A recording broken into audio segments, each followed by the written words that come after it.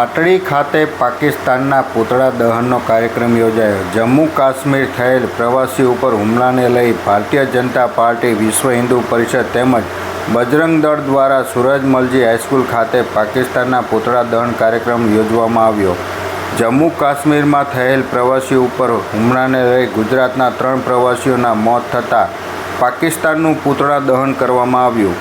પૂતળા દહન સમયે પાકિસ્તાન મુર્દાબાદ, હાય હાય પાકિસ્તાન જેવા નારા લાગ્યા। ભારતીય જનતા પાર્ટી તેમજ વિશ્વ હિન્દુ પરિષદ અને બજરંગ દળ દ્વારા મૃતકના પરિવારોને, પ્રવાસીઓને અને શ્રદ્ધાંજલિ આપી પાકિસ્તાનના પૂતળા દહન કરવામાં આવ્યું।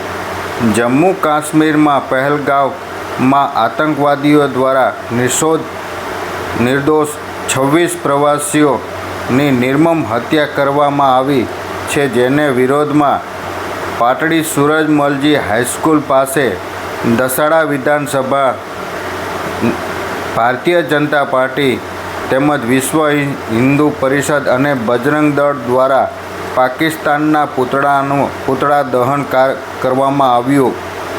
તેમજ સુરજમલજી હાઈસ્કૂલ ખાતે ચાલી રહેલ ક્રિકેટ ટુર્નામેન્ટના ખેલાડીઓ તેમજ દર્શકોએ કાળી પટ્ટી લગાવી મૃતકના આત્માને શ્રદ્ધાંજલિ આપવામાં આવી હતી। પૂતળા દહન કાર્યક્રમમાં ધારાસભ્ય પી.કે. પરમાર, જૂનાગઢ જિલ્લા ભાજપના પ્રભારી દિલીપભાઈ પટેલ, પાટડી શહેર પ્રમુખ વિરલ સોની તેમજ ભાજપના આગેવાનો, ક્રિકેટ રમતા ખેલાડીઓ તેમજ દર્શકો અને વિશ્વ હિન્દુ પરિષદના તેમજ બજરંગ દળના આગેવાનો સહિત મોટી સંખ્યામાં ઉપસ્થિત રહી મૃતકના આત્માને શ્રદ્ધાંજલિ પાઠવી આતંકી હુમલાને વખોડી કાઢી અને પાકિસ્તાન મુર્દાબાદના નારા લગાવ્યા હતા।